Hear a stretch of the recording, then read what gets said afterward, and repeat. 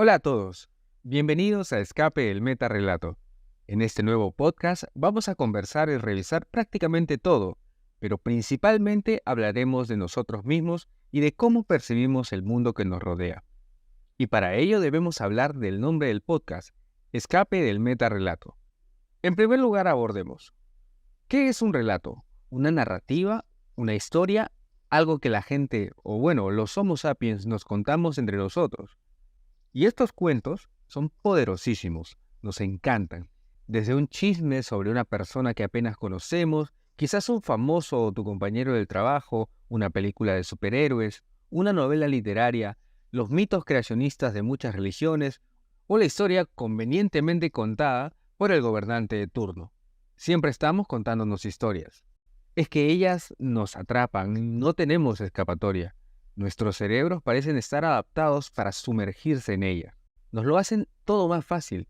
Nos ayudan a procesar y entender cosas, le dan sentido a este mundo al que violentamente hemos sido arrojados. O quizás no. Quizás ese sentido que creemos tener del todo que nos rodea no podría ser una interpretación equivocada, un marco arbitrario. Quizás depende de la época en la que nacimos, de la ubicación geográfica, el contexto cultural. Pero ¿cómo podría ser posible algo así? Si toda mi vida he creído que Dios y el gobierno velan por nosotros, que el capitalismo es el mejor sistema económico o que la Tierra es el centro del universo y el calentamiento global son tonterías de las que otros tendrán que ocuparse. Esperen, todavía no lleguemos a eso. Esta realidad de la que hablamos, este relato global, la suma de todos los otros relatos, el background o el contexto que tenemos y nos contamos sobre nosotros mismos y el mundo del que estamos, se llama metarrelato. Vamos a explicarlo de otra forma, en función a la cuarta y la quinta pared. La cuarta, por ejemplo, es un concepto muy usado en el teatro, que es lo que separa a la audiencia de los sucesos dentro de la misma obra. Ahora imaginemos una historieta, un cómic, una obra de teatro o una serie, el producto audiovisual que ustedes prefieran, quizás un TikTok o un reel de Instagram. La acción, los sucesos que ocurren están enmarcados en una viñeta, un telón de fondo o una pantalla, el que ustedes prefieran, y estos son el límite del universo de la obra o del contenido que estamos viendo. Podríamos decir que tiene tres ejes, X, Y y Z, o largo, alto y profundidad, para los que quieren ponerse matemáticos. Y aunque no lo tomamos en cuenta normalmente, existe un cuarto límite, una cuarta pared que podemos advertir desde nuestra perspectiva. Es desde donde nosotros, como lectores, como audiencia o televidentes, vemos lo que sucede en la ficción de la obra. Pero hay personajes que han sido creados con una característica especial. Son conscientes de lo que en realidad sucede. Su mundo es una ficción y lo saben.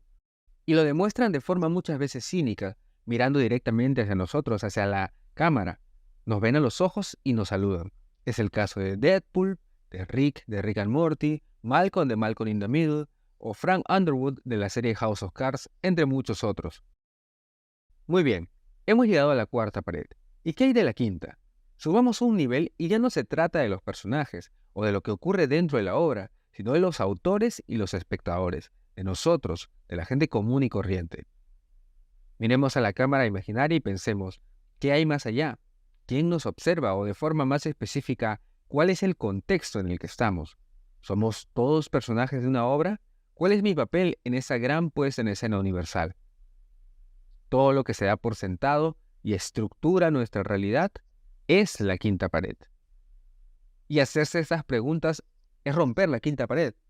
Tratar de ver el relato global más allá de las particularidades de nuestra percepción o nuestra conciencia, es ver el metarrelato, del cual en este programa queremos escapar. Se trata de observarnos a nosotros mismos con la perspectiva más amplia que podamos, acercándonos a los hechos de una forma científica, fáctica, basada en evidencia. Y esto puede ser aplicado en todos los aspectos de nuestra existencia, desde el espacio físico en el que estamos, los sistemas económicos, políticos, sociales, o en los aspectos cotidianos de nuestras relaciones interpersonales, familia, amigos o pareja. ¿Es esto ambicioso? Yo creo que no. Me parece necesario.